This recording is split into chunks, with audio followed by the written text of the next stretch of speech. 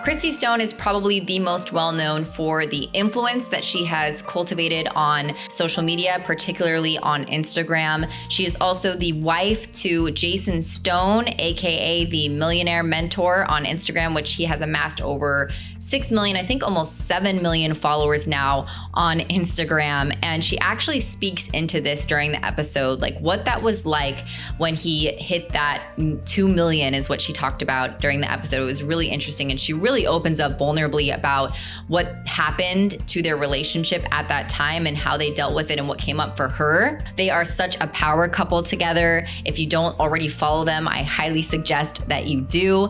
And also, Cristi is not just a family woman, a mom, a wife. She is also a powerful businesswoman, and she has created massive success in Monet Global and has really created such a powerful community of women there. She's just crushing it. I was looking at her story the other night and she was leading a call with like 500 women on there. So this woman is powerful. And not to mention, she is so beautiful inside and out. She is sexy as all hell. And she is also very spiritual and genuine and authentic and real. And I'm just so excited for you guys to experience her light today. So without further ado, let's dive right in. Cristi, I'm so excited to jam out with you in this episode today. And before we really dive in, I wanted to just acknowledge you and share with you why I chose you as one of the 11 females on fire for this series. And so, number one, you're a boss babe. And by the way, you guys, I know there's this stigma around MLMs. If you have that stigma, you got to reach out to Cristi because she has been crushing it with, it's Monet, right? Monet? Yeah. And it's this incredible beauty company. I've been watching her on her journey. It seems like such an awesome family of a company. And so you've just been, I've seen your journey and it's just so cool. She's leading such a huge group of women and she's out there crushing it and building her business. So I love that about you. And I've seen that and I'm so inspired by it. And number two, you're a boss mama. So you got two adorable kids who I love watching. I know you guys like do fun TikToks together and it seems like you have such a beautiful, well-balanced life with them. They go traveling with you guys. And this is one of the big things that I really, really see in you, Cristi, is you really do such a good job at owning your sexiness as a woman, like your sexuality, your sensuality. And like you own it and you flaunt it in such a classy, elegant way that's like respectable and grounded. And it, girl, it inspires me when I see your posts come up on IG. I'm like, yeah, girl, like it inspires me to really own my sexiness as a woman even more because, you know, when, especially business women, I can say for myself, something that I have really overcome and really worked on is owning my sexuality because I used to think that people wouldn't take me as seriously. Right? That they wouldn't take me as seriously in the business world, especially, you know, being that my business in particular is in a very male dominated industry. Yeah. So it's really cool to see you, you know, just owning it and rocking it. And it inspires me to even like up level even more. So I really love that piece about you. And if you guys haven't seen her Instagram, go check it out. You'll know exactly what I'm talking about. And on top of that, of course, you have a very powerful king, a partner by your side. You guys fan each other's flames. You guys support each other. And for those of you who don't know, her husband is Jason Stone, aka the Millionaire Mentor. And you two really are such a power couple. And I actually wanted to, like, my first question to you is, I don't even know the answer to this. So I was like, I'm just going to save this for the podcast because I want to know, how long have you guys been together?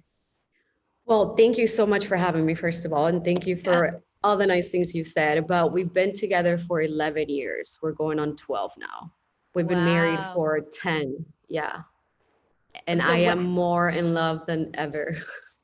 Oh, okay. So I love this. And I see that. And I saw, I think you went to Tulum or you went to somewhere recently and I saw you posting that, like, I'm so more in love than ever before. So what for you do you believe is one of the key things that's really kept it alive, like that love and that intimacy and, you know, like that spice, that feeling of really being more in love than ever. What do you think that is? Like how do you think that you've created that together You with Jason? know, love is the little things that you do every single day. It's not what you do on birthdays, it's not what you do on holidays, it's not what you do on anniversaries. It's the little things that you do every day. Like a touch, a breakfast, a thank you. A lot of us, we go on dates with our men or girls and we never say thank you because we're so used to it and they appreciate it. So it's me not only knowing each other's love language, which is extremely important, not just with your spouse, but with everyone that you know. If you don't know the people that you love, you don't know their love languages. It's like if you're speaking Chinese and they're talking Italian. Me as a little girl growing up, I love presents. And my mom is acts of services. So my mom, my whole life, has been loving me in her own way of cleaning my room and cooking for me and doing all these things. And me, my love language was buying her things. And she would never buy me anything and I would never cook for her. So we're both like, why don't you love me when I love you so much?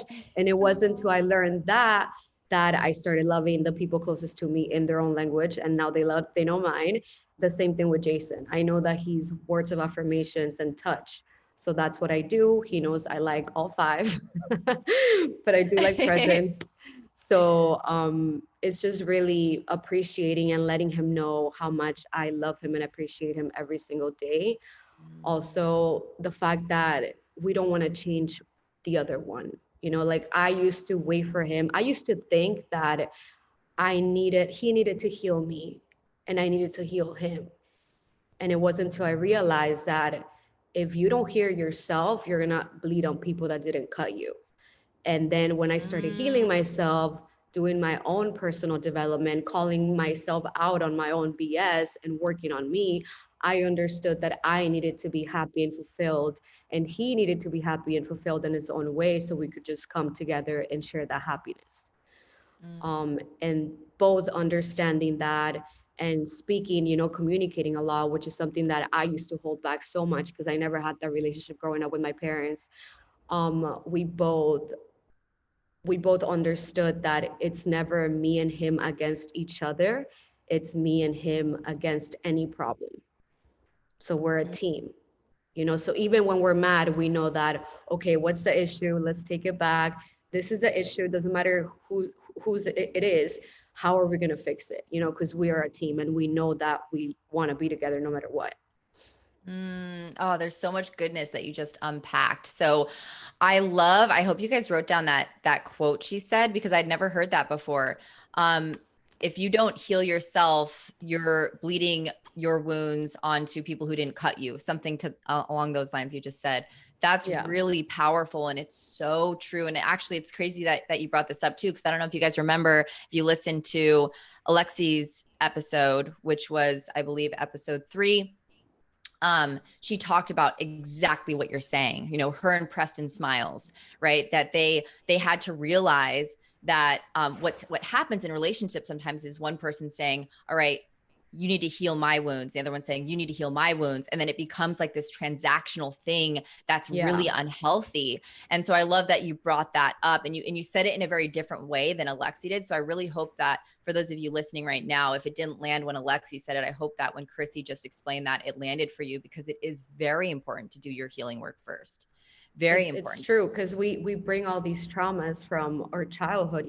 I was abused in every single way as a little girl, and I was expecting him to make me happy. And I hurt him a lot at the beginning, and it sucked. And his love and him accepting me and letting me know that I'm not alone is what made me like, okay, no, I love my man. I have to heal myself so I can love him the way he deserves to be loved. And 11 years later, here we are. Oh, I love it. And you guys are both on the growth journey together too, which is so nice. Yeah. That you're both are ascending and elevating together, and you're both on that path. Something else that you said, which is really important, and I'm actually going to put in the show notes for you guys listening. If you haven't taken the 5 love languages test, do it. And it's funny because I have my whole team, every member in my company taking that test. It's part of the onboarding process, because I want to know, even as an employer, how can I have my team feeling loved? And everyone's different. And yeah, it's true, because we all want all those things, of course, but there are certain things that, for example, I'm words of affirmation, like Jason. You know, I know you said that's his number one. So I have that. So that means more to me than, say, like a quality time is actually pretty low on mine. It's the last one, I think. Right. So Really? yeah, super interesting, which kind of makes sense, being that, you know, even right now, Gerard and I are long distance, you know, technically. But he's So, but calling you, telling you he loves you.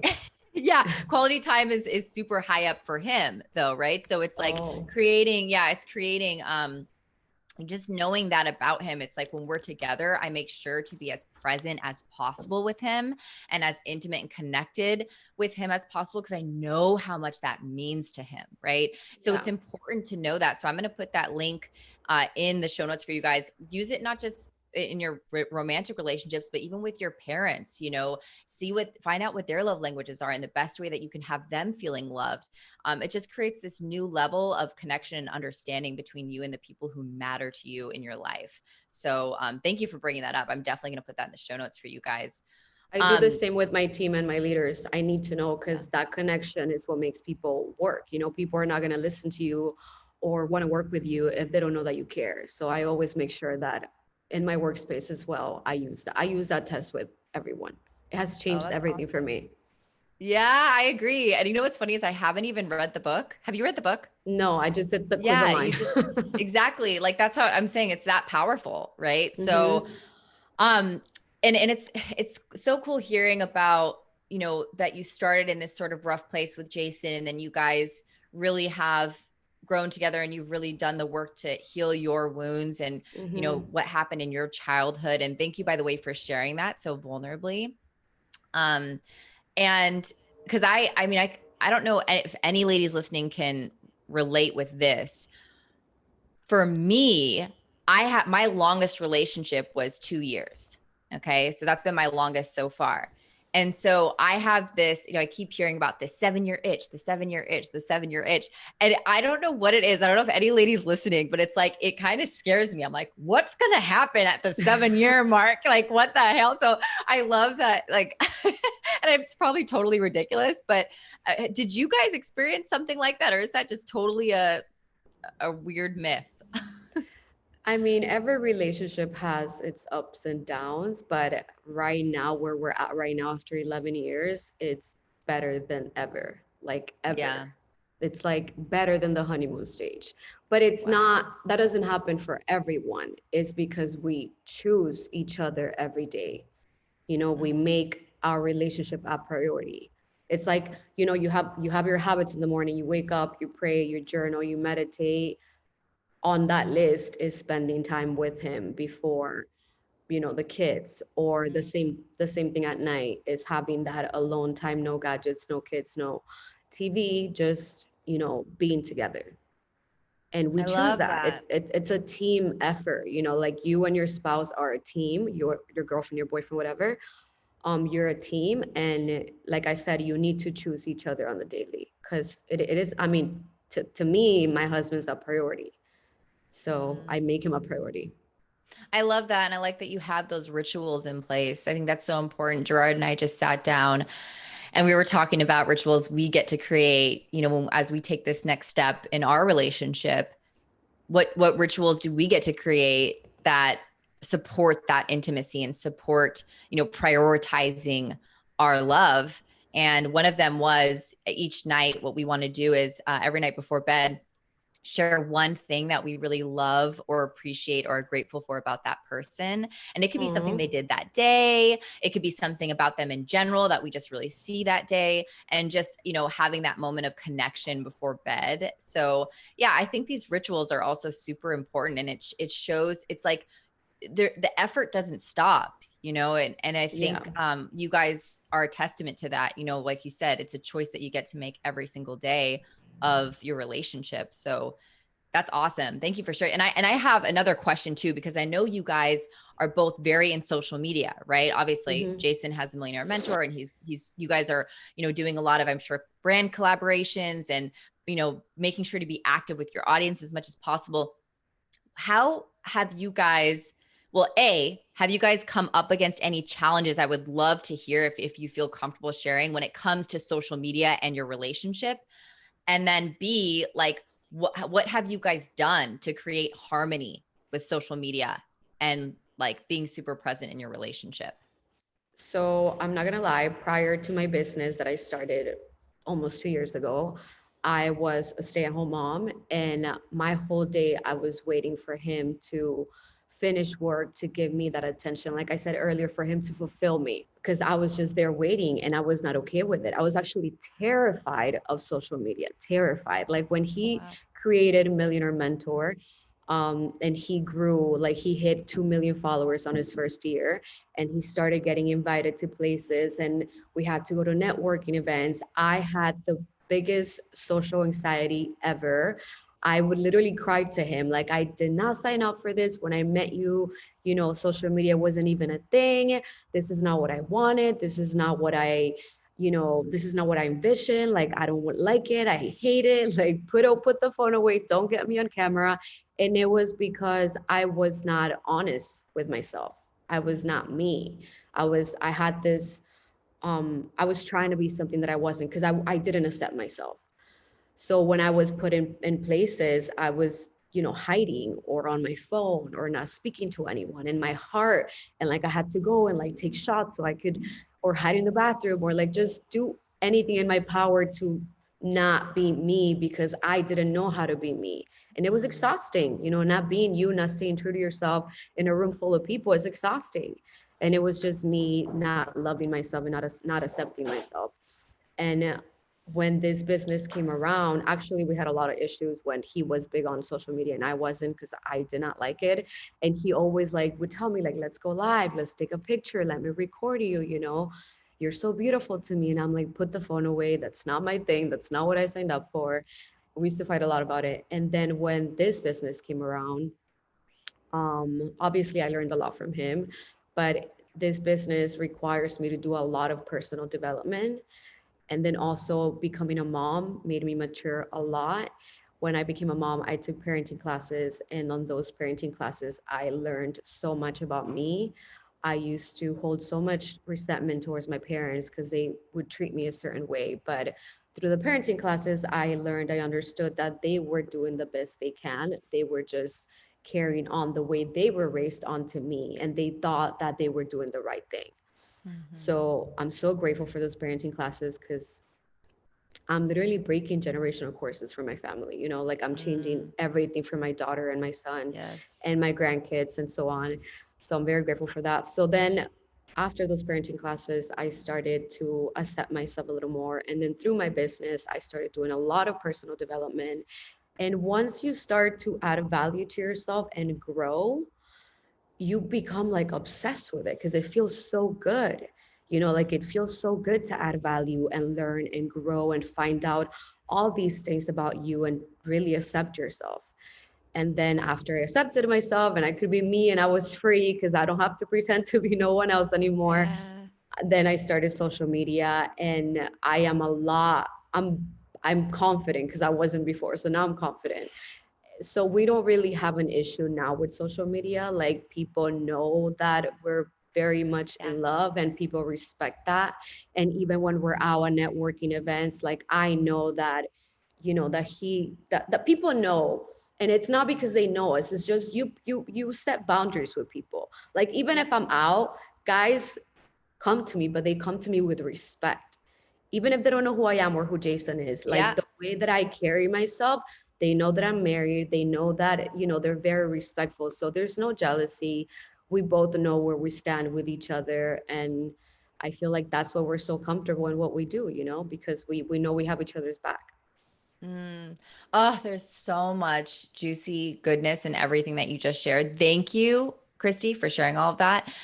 And also opening up and being vulnerable, like, hey, look, this is where I was. And girl, I knew that day when we spoke on stage together in Bali, you and I are so similar, especially in Mm-hmm. terms of like where we came from emotionally and where we came from with our own. Because I remember when I was sharing about being bullied and not feeling accepted growing up. And then you were like, girl, me too. And I was like, really? And that's the We thing, ate in the guys. bathroom stall together. Yeah, that's right. So you also, okay, guys, you know, I've shared this a few times on my page. Is I used to eat lunch in the girls' bathroom stall to avoid that painful rejection. And Cristi was like, me, when I shared that on stage, she was like, me too. And I was like, what? And here's the thing, right? So, and I'm sure you can, maybe people have said this to you whenever you've shared that, is like, people would look at Cristi right now, right? And think, oh no, she's always had it easy. Like she's beautiful, you know, she oh, no way. But then you never know. I actually just posted about this on my page. You never know what a person has gone through. And, you know, so we can't assume about people because people would never guess that you had, you know, social anxiety, that you used to eat lunch with the girl, that you were bullied. Nobody would ever guess that. And that's why it's so important to not judge or assume about people's just surface appearance and like really get to know a person and figure out where they came from. It's so powerful because I remember in that moment I felt so connected to you. It was like, oh my gosh, we both went through that and we would have probably never guessed the other person did, right? Until we shared at it. all. Yeah. And I just, man, there's so much, even the social anxiety that you talked about. I don't know if you know this, Cristi, but I was diagnosed with severe anxiety disorder. And I used to pop meds every day for 2 years. And and I used to be exactly what you said. Go to networking events and I would just disconnect and be on my phone so I didn't have to talk to people. Or I would like go hide sometimes in the bathroom for a little bit, or I would have to take shots. Like you said, I used to have to take shots even when I went on dates to like feel like have that, like to feel comfortable. Personality juice. Right. And it's because why? Because I didn't accept myself. Right. I was exactly what you said, being fake and trying to be someone that I wasn't. And of course, as you said, that's effing exhausting. It's exhausting trying to be someone that you're not. And it doesn't feel good. It feels super icky. It gives you anxiety because at the end of the day, you don't even know what you're doing because it's not you. You're just putting on a mask. Exactly. Yeah, to hide. And it's so true that when you finally do that work and you go in and you look at and finally accept yourself, it's like the chains break away and you're effing free, right? Like you're free. And it's like, oh my gosh, I can just be myself. Like I don't need to do that. And this feels good. And there's going to be some people who may not like it. And that's okay because I like me. You know? And then you start attracting the right people into your life, the people that are meant to be in your life, the people like you, people that are free like you, people that are confident like you. But it's a huge weight off your shoulders once you realize that, you know, life is meant to be enjoyed and be happy. And, you know, me having kids, I knew that I needed to heal myself, not just for me, but for them.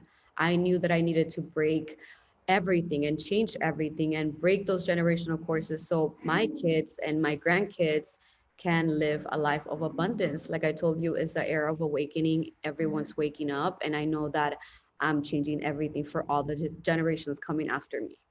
Yes, you are. And girl, I love, it's just so funny. Everything you're saying, I can relate to. Even I actually have been doing so much work to heal the lineage in my family and to break those patterns, especially of the women in my family. So I totally feel you on that. And I love also what you said. And for anyone who's listening who has any resentment towards their parents, what Cristi said earlier was really key, which is your parents did the best that they knew how, given what they knew and didn't know at that time, period. The tools they had and they didn't have. Like they did the best with what they had at that time. If they knew how to be better parents, they would have done it. They would have. 100%. And that brings so much peace to know that. Really, it really does. And also something we need to realize is that our parents didn't have a laptop at the palm of their hand 24/7. They didn't have the knowledge, the access that we have. You know, back in the day, they needed to go read books, and for whoever could anyway, you know. And we, like, as a mommy, there's so many apps There's so many articles, there's so much info that anything that you feel as a mom or as a human, period, you can Google and you're gonna find articles and Yep. books and apps that are gonna help you. So don't hold resentment towards your parents. Trust me, they did the best that they could with what they were giving. Just change that. You know, we have the same resources. There's so much information online for you to become anything that you want. And ever since the second I found out that I was pregnant, I knew that I had to change everything for me. And Mm. I wanted to be the best mommy that I could. And I did my research. I found parenting classes. I found a few books. And I still study every day on how to be a better mom because that's very important for me, you know, for my family. Yeah, and it's so powerful. I know that when that day happens for me, when I'm pregnant, because I know I want children someday, that's exactly what I'm going to be doing too. I mean, I already invest in myself so much, but I know that that's serious. I mean, we're able to create a generational change and a generational impact that will have a lasting ripple effect through our children. And so it's so important, you know. And so for me, I know for a fact I'm going to be taking, you know, the parenting classes. I'm going to be reading the books. I'm probably going to join some workshops. Like I already know, sister, like I For know. So sure. it's cool to hear that, you know, you did that too. And it is, you know, I can only imagine, you know, when you realize you're carrying life inside you and that you have the ability to really create such an impact on that life inside of you. Um, it's I mean, I don't know the feeling, but I can only imagine how that must feel. And it's so cool to hear how you stepped forward and how you stepped forth in that. And I really see it. I love seeing your guys's, like when you post, you know, your kids and Jason and your family stuff that you guys do. It's really cool to see what you've created. And so yeah, I really love that about you. And You Cristi, love. it's funny. Yeah. And what's funny is I was going to ask you, there's a question that I ask every woman who comes in this series, and you kind of already answered it, but I'm going to ask you anyway, because maybe there's like something else there. So we talked about, you know, being fake and not being ourselves and being, you know, essentially unexpressed and not accepting ourselves in the past and what we've both gone through very similarly. So I'm curious, what would you say is something that you used to hide or dim or mute about yourself that you have since reactivated and reignited along this transformational path that you've been on, this transformational journey to really becoming that fully expressed female on fire that you are today? So I used to hide my spirituality. I always felt different since I was a little girl. I would always have big dreams and goals. And when I would talk to my family or cousins about it, they would call me crazy. Yeah, right. I literally said at 5 years old, my grandma had a restaurant in Peru. I have 27 cousins, and 20 of them are girls. And everybody had to clean and cook and, you know, help my grandma and my aunts and my mom's sisters. And they would tell me, Cristi, come help us. Mind you, I was 5 years old. They just told me this story the other day, and I started crying because I'm like, wow, I am so powerful. I told them, no, I don't want to clean. I don't want to cook. That's not what I want to do. I'll do anything else, but I'm not going to do that. And my cousins and my aunts and grandma would tell me, you'll never know how to cater to your men. How are you going to ever get married? No one's going to marry you if you don't know how to clean and cook or, you know, do those things. And I literally told them at 5 years old, I'm going to move to America. I'm going to marry a white boy and I'm going to be rich and I'm going to have a maid and a nanny. I don't remember this. Oh my but gosh, I love it. but last time I went to Peru and I saw my cousins, which obviously we're all adults now, they're like, "Do you remember?" And they started talking about it that day in front of me. Like, "Do you remember when she was little and she never wanted to clean or cook or help?" And she literally told us that she was gonna move to America, marry a white boy, and have a maid. And by them telling me that, like, I just started crying because it made me realize, like, wow, like the more powerful, the more you're aware of your power, the more powerful you become. And a lot of Yes. people don't like to talk about that because it's taboo, you know, being spiritual, like being a witch, like they call it. So I've always knew that about me and I've always loved that about me, but I never put it out there because people would always judge me.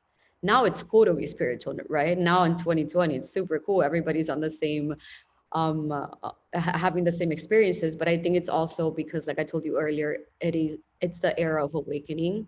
Everyone's waking up, and by me waking up, I woke up my husband, I'm waking up my team, I'm teaching people on the spiritual side of success. I truly do believe that success is 99% spiritual and 1%, work ethic, strategy, organization, and all of that. But the secret is in the feeling.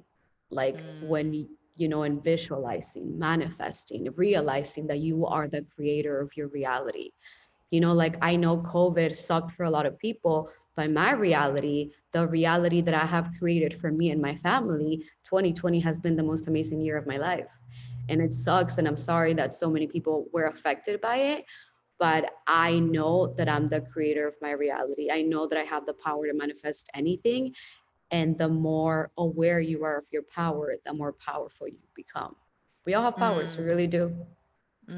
So true. And the power in our beliefs. Cause like as you Mm-hmm. said, when you were 5 years old and you said that, you stated it like fact. You were like, this is what's gonna happen. And we believe it, and then so it is. And Yeah. there's so many beliefs that many of us have that are doing the opposite of what we want.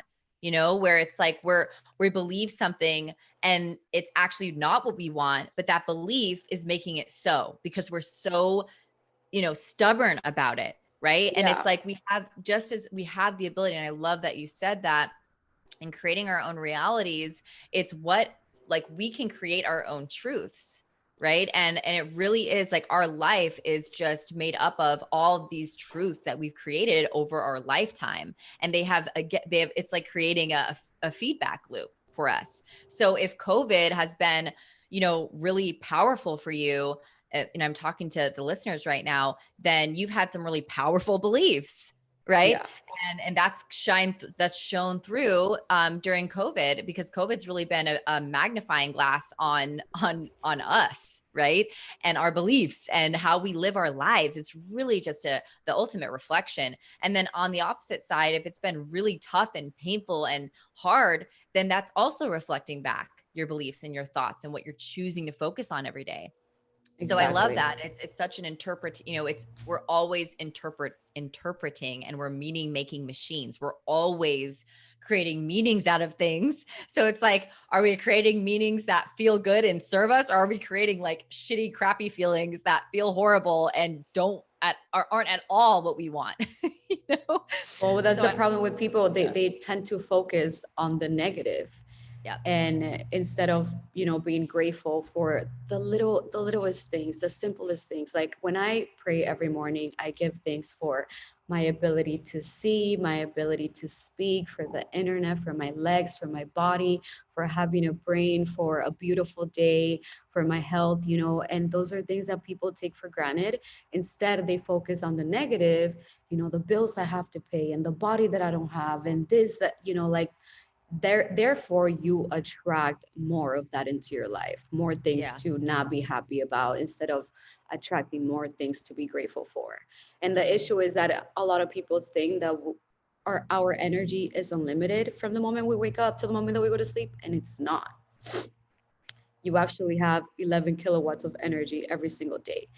And energy is not just physical movement, is your thoughts. If you're giving energy to things that you don't like or you don't have, or issues or problems, or watching the news, or feeding into drama, or thinking about if people like you or not, that is energy, time, and it's energy and time they are taken away from your kids, from yourself, from your business, from your spouse. So I am very picky with what I give my energy to, and Yeah. I don't know where I read this, but it said if you start treating your energy like money, and you wake up and you say, okay, I have $100 worth of energy, what am I going to give it to? Am I going to give 10 to my business, 10 to my husband, 10 to my kids, 10 to my parents? Whatever fills your cup, that is what you need to focus on. Because trust me, we don't have all the energy as people think that we do. Oh my gosh, I love that. I love that analogy of starting with $100. What are you going to give it to? That's so powerful.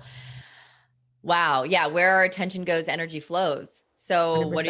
what are you giving attention to? And that's so, yeah, because we are like, and you talked about earlier, setting these boundaries. Well, the boundaries are also energetic, right? 100%. People think about boundaries and they think like physical boundaries. Well, yeah, sure. Some are physical.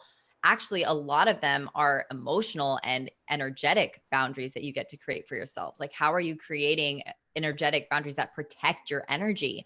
And, I love that. Even like things like limiting social media use, things like that, because it protects your energy. So I just think that's so powerful. Thank you for sharing that. That's a really cool way to put it. And I'm hoping that the listeners like really felt that, because I definitely did. So that was powerful. Thank you. Well, so like, this has been so great. This just flew by and we're already near the end of the episode, sadly. And I had a feeling like you guys, before Cristi and I, hit the record button, I was like, I'm really excited about this episode with you, because I feel like we're just going to flow. I've felt so much synergy with Cristi since I met her, and just like so much connection. We're the same in a lot of ways. And I was like, this is just going to be really great girl talk we're about to have. And it's going to be awesome to have the women, who are listening right now joining in. And like, you guys, anything that landed, please like screenshot and share and tag us on social media. We'd love to hear like what really landed for you. And if you had any awakenings during listening to this episode and some of the things, Cristi so powerfully shared. So, Cristi, thank you so much for giving of your time and your energy to this podcast today and speaking with my audience. I so appreciate you. Of course. Thank you for having me. It's been an honor. I look up to you so much, and I'm so grateful to have met you and just to be able to do this with you. Okay. And I will put all of the links in the show notes, of course, of how you can follow Cristi, where you can find her, because I know all the things, and I'll put it in there for you guys. And I'm so grateful for this. Thank you, Cristi. Thank you for everyone who's listening. I hope you got some juicy goodness. Tag us. We want to see what you got from this episode, and I will see you in the next